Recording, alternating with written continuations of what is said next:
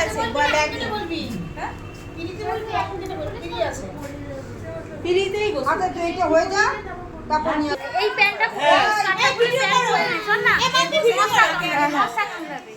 বলে